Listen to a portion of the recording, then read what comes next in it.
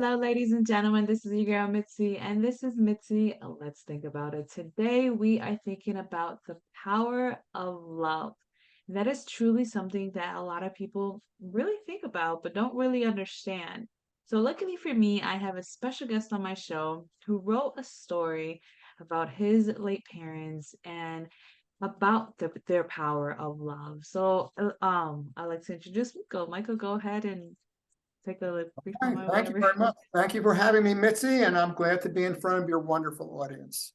Well, let me just give you a little bit about who I am. My name is Michael Ruskin. I'm an author, a researcher. I'm also a publisher, and I write memoirs for people. So that's one thing I also do. But in this special case, I've written a book about my dear parents who are no longer with us. And it's a story about their lives while they were in Europe during the Nazi occupation of Europe.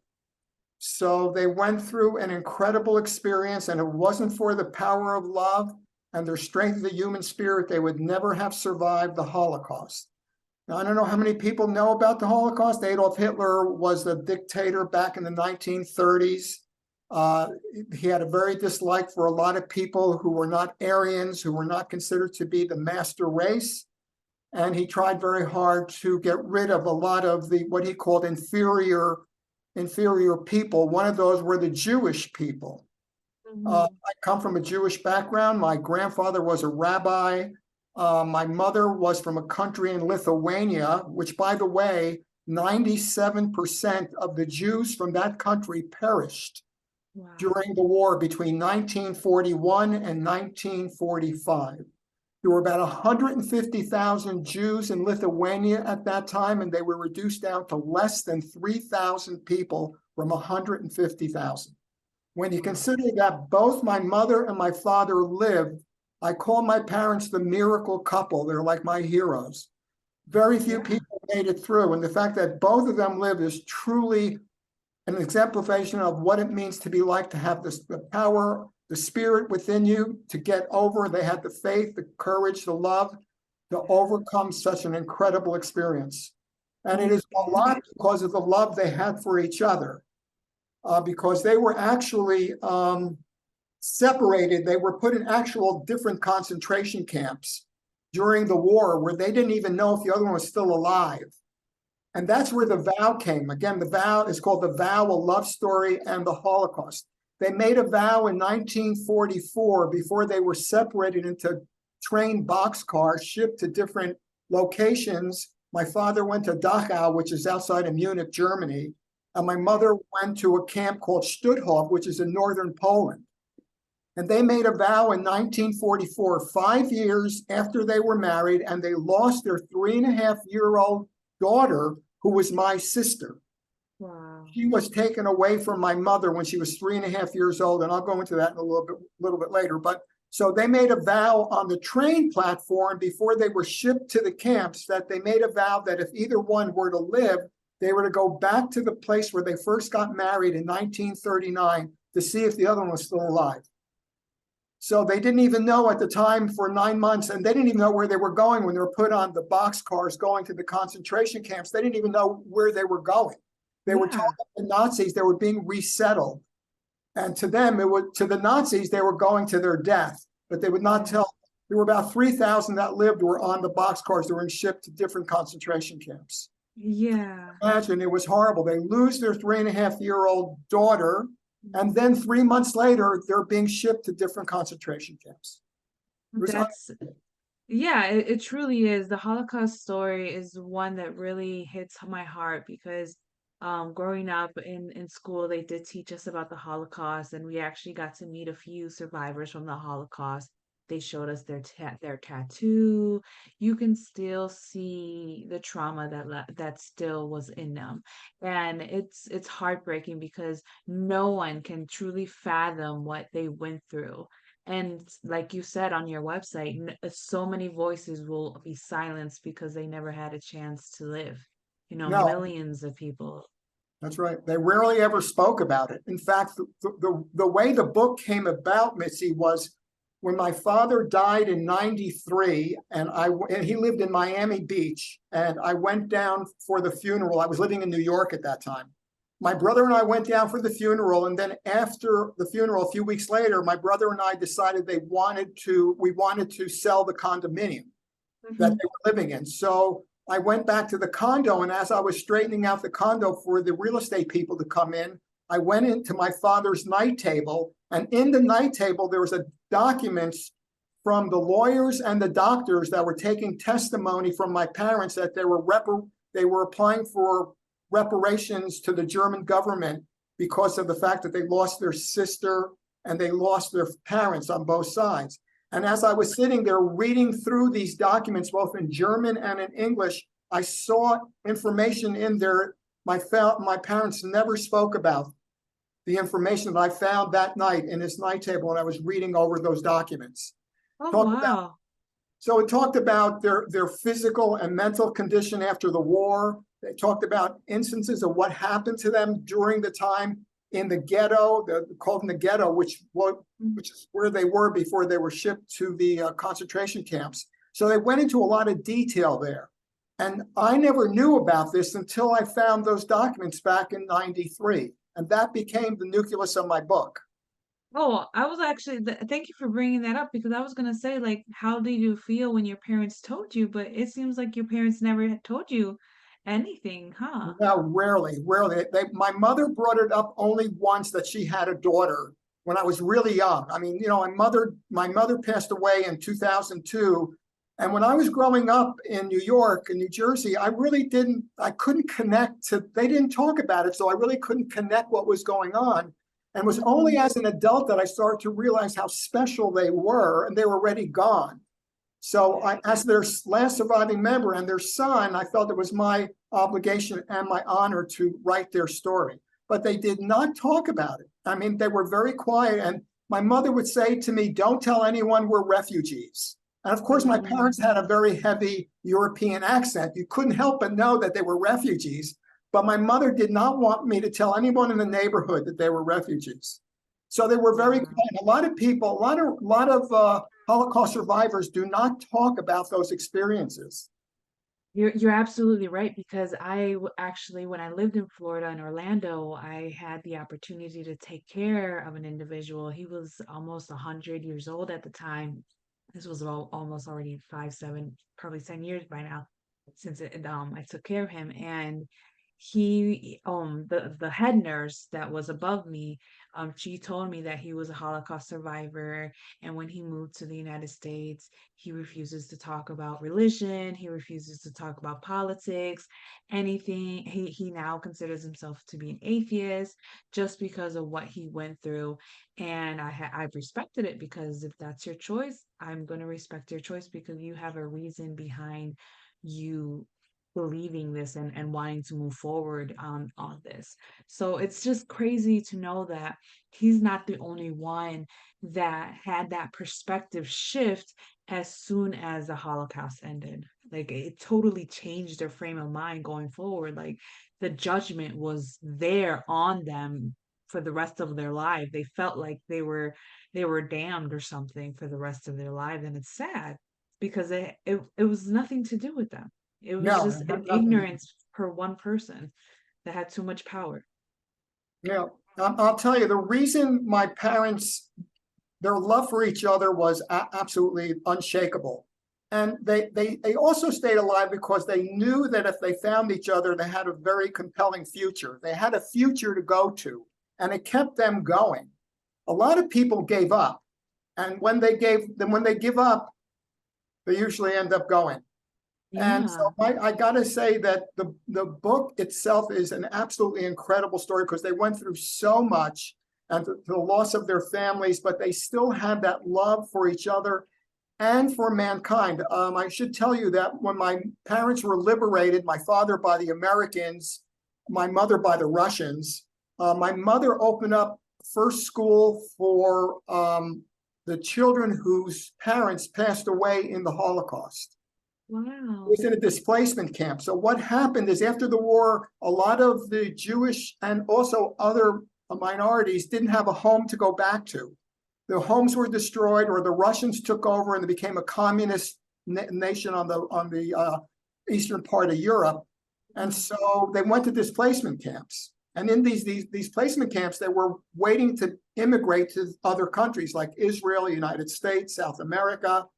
And Mhm. so there were a lot of different nationalities inside these displacement camps. And there, my mother opened a school and she spoke 6 languages. My mother was a school teacher and she spoke 6 languages, and she was honored at an event in 1947 where she was celebrated by General Dwight D. Eisenhower, who became the 34th president of the United States, and a Wow. number of dignitaries and a number of UN people. And I have the photo of my mother at the displacement camp with her children. And I also have a photo of General Eisenhower this is all in my family album. I found this in my family album as I was putting the book together. I didn't even know it was there. I took the family album and I saw General Eisenhower in one of the photographs of my baby brother. No, he's not my baby. He was my brother. He was born in 46. And he was in a baby carriage right in front of General Eisenhower with a bunch of dignitaries beside him. And my brother's in this baby carriage crying, and General Eisenhower's right behind him. They took, I guess the GI must have taken the picture and given it to my father. It's the most Wow. incredible, and it's also in the book. Wow, that is very cool. That's It's awesome. incredible. It's incredible, really. So I'm just saying that she still had the love within her to give back. After Yeah, all she had gone through, there was still love in her heart to still open up a school and try to teach the children. That made that's her extremely special. that's rare. Let's be honest. That's very rare to find in somebody that who just suffered through so much that her life was right there at the line. And yet, once she got liberated, she was like, this is my time to give back. This is my time to help. This is my time to do something different.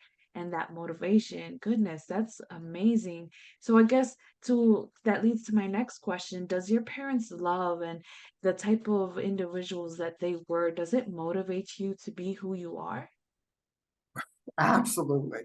I Yeah. think I think the love we have for other people is within all of us. And you want to treat people the way you want to be treated. Yeah. And I give back as much as I can, but there's also, you got to understand, you also have to have love for yourself.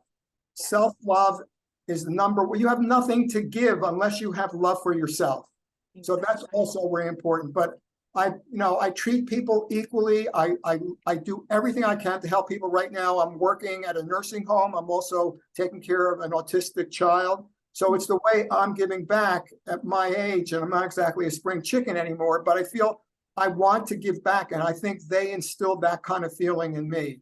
And It's and all this, I'm telling you, I didn't know a lot of this when they were alive. It's such and to me, I feel guilty that I didn't realize how special my parents were until after they were gone. That's one of the reasons I wrote the book, to keep their legacy alive. Yeah, I was just about to ask that, but you just hit the nail right there at the end, you know. Well, as soon as they died, you wanted to make sure their legacy lived because you don't know. I mean, if they don't talk about it, how are you necessarily supposed to know, you know? We can't read minds, and once we can, I mean, be careful, world, right? No, no, because I was an American born in this country. I'm the only native born. My brother was born in Germany, and my relatives are all from Russia and Lithuania. And I'm the last surviving member. And growing up in America, my parents are European, and like I wanted to go out and play baseball, and I wanted to hang around with the kids in the candy store and that sort of thing. I At that age, I just couldn't. I couldn't really relate, or did I even want to think about it? Although I knew they were concentration camp survivors, I didn't really question them. And I didn't, I mean, we would sit in the den watching TV, and we're watching documentaries from World War II. And I looked at the TV and I couldn't connect what I was watching on TV to the people that were sitting on the sofa with me. And they were right there. So as a child, I guess I just didn't have, I don't know if it was the maturity or the curiosity to know more about their lives, but they probably wouldn't have spoken about it much anyway, because they didn't want to take their wounds and open them up to other people. So Yeah. Yeah, let's be honest. Opening that can of worms, you don't know what you're gonna really find at the end of it. no, I mean, I I could only imagine them watching those World War II videos and just trying to see the truth, see how much truth is really being relayed because they were there, they experienced it. And when someone's there and they experience it at the moment, it's totally different versus when somebody records it later on in life. And that was the a beautiful thing about your book is that you had records, you had the receipts, you had the proof, the verbiage and the pictures to go along with it. So it's not like you were making it up. It's not half fantasy. The proof is in the details. It's in the words. And I was reading some of your book and I was reading the testimonies and I was just like, wow, I really need to get the full version because goodness, this seems like shifting in your perspective of love because a lot of people think that love requires a different type of work or if it just happens. I mean, it's so weird how people imagine love, but the way that you have your book, it really seems like it puts it in a different perspective. So I guess leading back to what I just said, I mean, what do you feel or what does it mean to you when you hear the words love takes work? Um, love takes respect, I and like love that. takes understanding, and love takes giving, and love also requires some compromise. And if you love someone, you're not going to have a difficult time wanting to make the other person happy, and they feel the same way about you. So, and that's what my parents had. What made my parents really special, Missy, was, and this is another reason, is that when you suffer together, you bond closer afterwards. In my parents' case, they suffered together, but they also suffered apart. And that also makes a big difference because when they lost their daughter, they lost their families, they were a couple, but then they were separated for nearly 9 months and they suffered apart, not even knowing if the other one was still alive. And when they came back together, which is in the book, and it's an incredible way that happened, it really created a credible bond that would never be broken, even now, because I know they're here. I will tell you, while I was writing this book, my fingers would race across my keyboard. They were talking to me in my head. I was coming up with words on my keyboard I never even knew I knew. And I was writing these words, they were thoughts they were putting into my head that I was writing down that got into the book. 1, 2 in the morning, I'm there typing, and the next morning I wake up and I look at what I wrote, and I can't believe that it was me that wrote that in my manuscript. Wow. I think that's amazing. I think that's a beautiful experience. I truly do. I think this is oh, so beautiful. And to actually have you on my show to share this story and for us spreading this love and the vow of what your parents took really should bring hope to the next generation that love is still real, love is out there. And like you said, it requires a lot more than just work because work seems tiring, work seems exhausting, work seems unfun and just unwanted. But when you add respect and commitments and everything else that you just stated, it makes it easy because love should be easy. And I know what your parents went through wasn't easy, but the fact that they found each other, that's faith. That's faith. And when you wrote what your mom said that I will pray until the day we return together in That's those right. words. That was about. Oh, oh my goodness, I felt it in my heart. I was just like, wow. Like those are deep Yeah, words and deep statements to hold on to. I could only imagine the day that they actually came together and they seen each other. I would have bawled on the floor crying. I wouldn't been able to make it to him. I'd be like, "Ah, I can't yeah, believe you're here." it's incredible. When my father got liberated by the Americans in May of 1945 in Dachau, it's in the book. The chapter is called "The Mission." My father spent almost 3 months going from one displacement camp to another, looking for my mother. As he was traveling back from Germany to Lithuania, either he walked, he took a train, or the GIs picked him up to take him to the next town. He spent almost 3 months on the road, going into these placement camps, looking for my mother to see if she was there, because he didn't know where she was. She was Mhm. going to Poland. He didn't even know where she was going.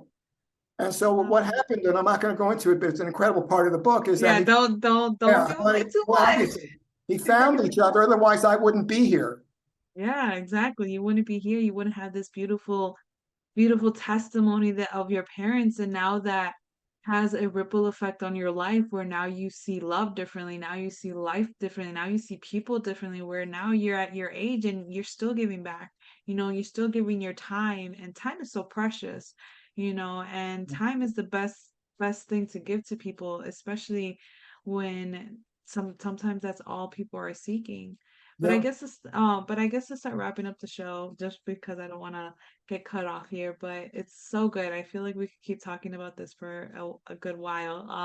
What would be some lasting words that you can possibly leave my audience with so Oh, that they wait. can truly think about this differently?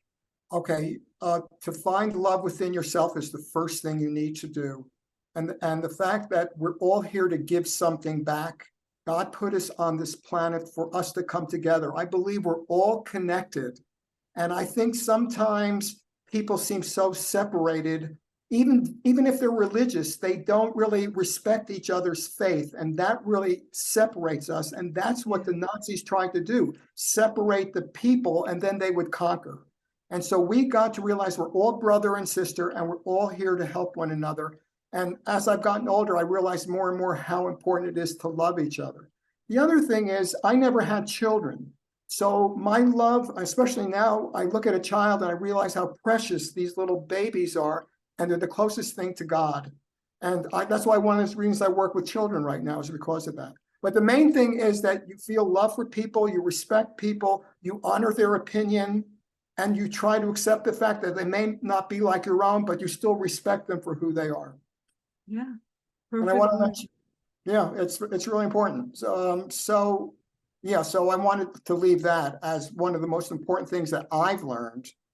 And I hope that people pass this on to others, how the importance of love is, especially in these times where there's so much separation going on around the world. And people like us will be the ones that keep the glue together. And when people buy my book, I always tell them, please give it to others to read. It's so important they understand. My parents set an example for all of us, the power of love and the strength of the human spirit within ourselves.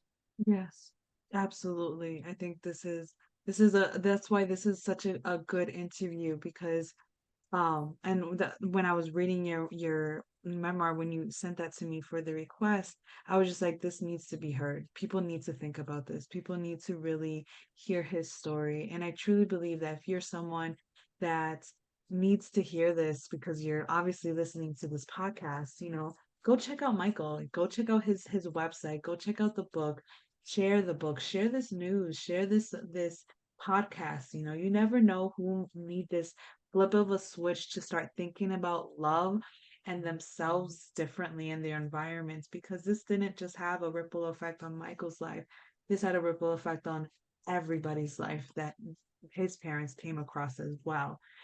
So no, Mitzi, I go want to ahead. really quickly tell you that if people are interested in my book, they can't get it on Amazon or Barnes and Noble. They have to go to my website if they want to order the ebook or the book. And the website is thevowalovestory.com. So a lot of Okay. people end up going to Amazon thinking the book is on there. I only sell it through my website. It's almost like my baby, because I never had children, and I autograph every book. And Oh, I've sold thousands of books already. Every book I send out, I autograph every book. oh my goodness. Well, there you go. That makes it more of a reason for us to get the book, because I have his picture on my website directly to his site, and you can find the book directly there. So easy peasy. You don't have to go searching all over Google or Amazon. Don't get yourself lost. Go directly to mitzythinking.com. You'll find Michael's picture, find his direct link, or just go to the Vow and you will find it. I swear. Now I'm gonna have to get the book because now I want your autograph. That's good. I will. Definitely. Definitely. Awesome, awesome. Well, that's it, y'all. That's our show. Always keep thinking. Be safe out there. Bye.